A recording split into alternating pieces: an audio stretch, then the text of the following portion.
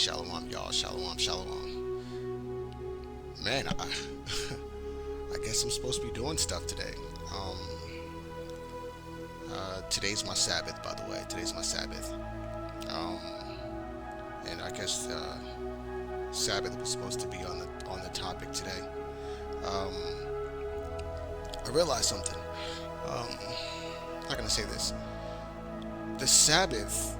It's if you think about it, it never was a Saturday back in ancient times, back in the times when Yasharallah actually ruled and when they weren't oppressed, when they actually were in their own land. There never was a Saturday. So it's like, how can the Sabbath be on a Saturday when Saturday never existed at that time? Get it? Like, there was no Saturday there. It was just, you know, they worked for 7 days. I mean, they worked for 6 days and then they rested on the seventh. Now, I'm pretty sure since it was a one whole kingdom, they all agreed on a day. Or, it something had to have happened where they agreed upon a particular day for that particular day to be their Sabbath. Because you got to remember, they weren't doing the Sabbath when they were in Egypt. you know, they wasn't doing the Sabbath. Abraham wasn't doing the Sabbath. You know, uh, you can keep going backwards and think about it. None of them were doing the Sabbath. They actually started doing the Sabbath when they received the laws from Moses. So when they received the laws from Moses, the Sabbath came into play. So with them changing the times and days, because you got to think Saturday, that name, that's a European name. That's representing their gods. It's just representing each day represents their particular god. So saying, oh, we honor the Sabbath on a Saturday, which is the day of Saturnalia, it's like, what? It's so many holes in there. It doesn't make any sense at all. I'm sorry. I'm just, getting over something. Well, I thought I was getting over something. I don't know if I even had anything from the beginning. But anyway, so, my Sabbath, because it's like you gotta think we're still in bondage. We're oppressed. We have no control over anything. Okay, so everybody's days are different. Everybody works. Everybody works a particular day. Not everybody has off on the same day, and I'm pretty sure the Lord knew about this. So let me hold on. That's why. Hold up for a second. Let me.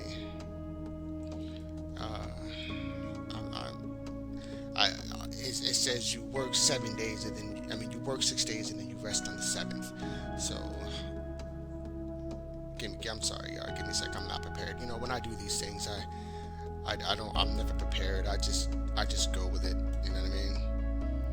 It's just, hold on for a second.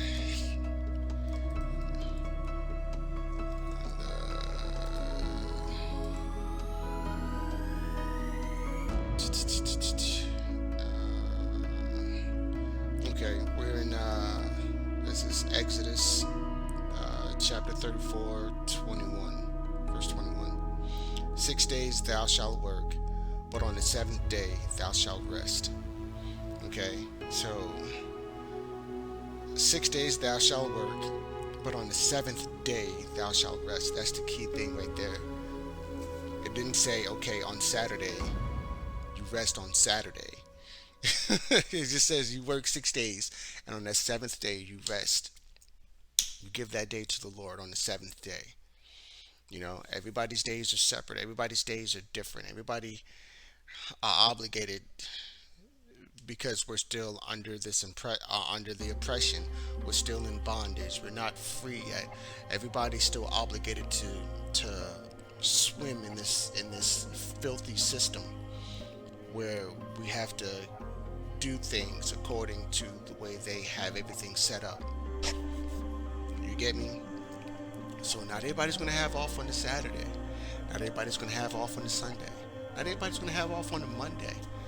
You know, it's we can say, hey, for religious purposes, I need to have off on this day, but we all know that on the Saturday, not many jobs, especially essential jobs, you'll have off on the Saturday. It's just not gonna happen. You know, so what about the people who can't have off on the Saturday? So you saying that they have to break the Sabbath because they can't have off on the Saturday? If they can't have off on the Saturday, that means what? They got to quit their job and find another job that they can get off on the Saturday. Doesn't make any sense. And I'm pretty sure the Lord knows the situation where everybody's in. So this is exactly why He says 6 days thou shalt work, but on the seventh day thou shalt rest. So while everyone's working, on that seventh day, give that day to the Lord. No matter what day it falls on. You gotta break off this tradition of man. This is why Yahushua came. We're too busy worried about the cup on the outside, where it's something, it's really simple as cleaning the inside. It's really simple. We're taking everything verbally to the extreme that makes no sense, when everything is just simple. You know what I mean? Everything is simple, and it's right there. We're overthinking things here when it comes to certain things, where you just read it and what it says, that's what it is. 6 days thou shalt work, but on the seventh day thou shalt rest. This is Exodus chapter 34, verse 21. It doesn't say rest on the Saturday, motherfuckers. It says work 6 days and then rest on the seventh. Whatever day that seventh day falls on, you rest on that day. You give that day to the Lord. Make sense?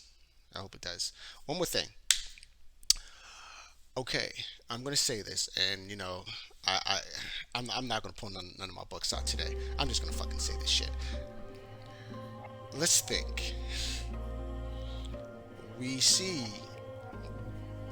these people they're the rod of the Lord, right? Now, look at this. A lot of people are angry at this rod. Of course, everyone's angry at the wickedness of these people, but we have all this aggression towards a whipping stick, but we're not thinking of the person who's holding the stick whipping us. Get it? The person's holding the stick. We look crazy. We literally look crazy because we're thinking like children. We're thinking like blind, ignorant children. Let's picture this with me. There's a man standing above you, beating you with a stick. And instead of you acknowledging the man beating you, your attention is towards that stick, and you have all this rage and vitriol towards a stick. Towards a stick. It's nothing but a stick that's going to be thrown away. It's a stick. You're getting mad at a stick and you're ignoring the person beating you. You know, when I see people get shot in the street, when I see one of our brothers get manhandled and whatnot, they're getting whooped by the Lord. So we can't get angry at this person, at these people that's beating him. I'm not trying to quell the anger here, but I just want y'all to see what I see.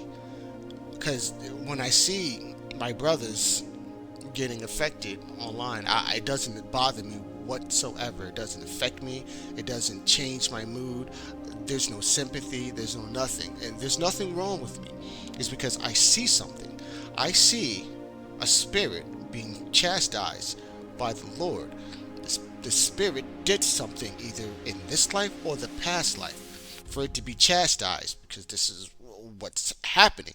He's either broken the law of the Lord, or he's done something wicked, or he refuses to see, or something that he did before he came down here.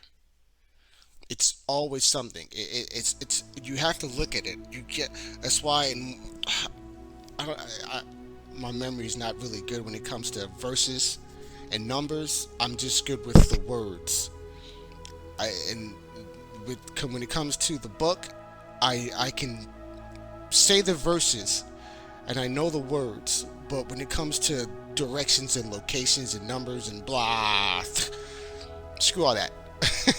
I can just give you the words, and you can type this. You can Google the verse and then hit KJV at the end of it, and it'll pop up the verse and numbers that you need to find out.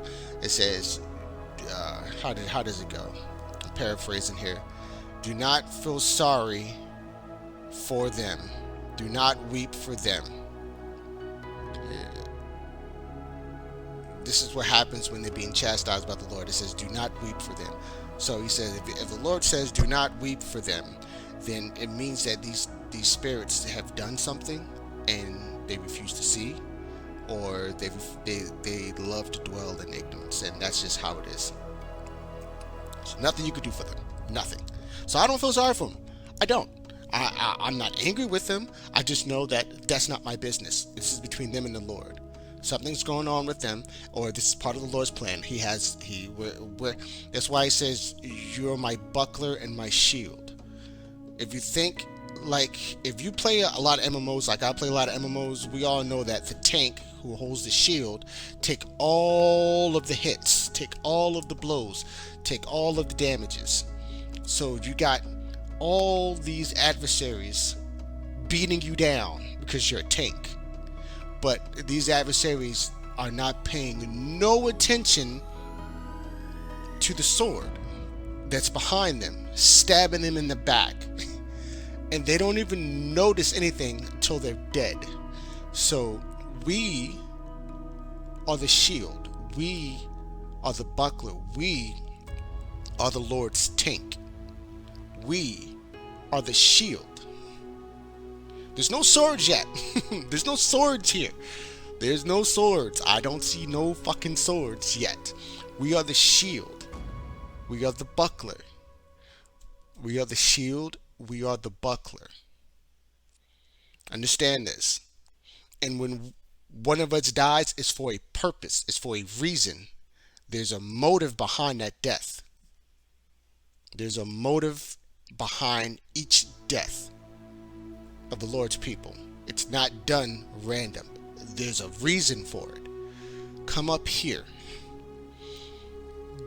Don't get emotionally affected from what you see. Okay? Know that everything is the way it's supposed to be. Rejoice when one of our brothers fall, because know this, the more of us that die, the more numbers are being met. You understand? In Revelations, there's a certain amount of spirits, a certain amount of us have to die to reach a particular number. So when you see us die by the hands of these people, know it's for a purpose. Rejoice in that spirit because he returns back to his Father. Rejoice for that spirit because he left this filthy, poverty place that loves to dwell in ignorance. This place is filthy. It's filthy. It's like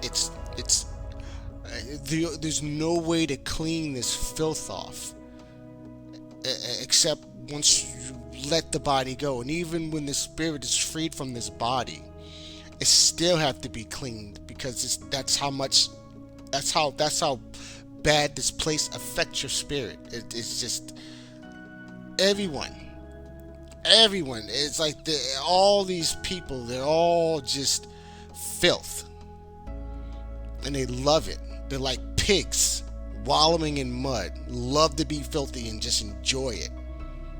It's disgusting. This is how I see when I I'm looking at this place differently than I used to. So I'm not affected by anything anymore. It just doesn't affect me whatsoever. It doesn't. It just because I understand. I see. I know. It's hard to explain, but it's just it doesn't affect me at all. It just don't affect me at all. It's like once you know, when you see and you understand, it doesn't bother you because you know what's happening. You know what's the cause of it, and you know there's there's scenarios happening behind the scenes that you can't see, but know it's for a purpose and a reason. Okay. Um. All right. Well, I guess that's it for today.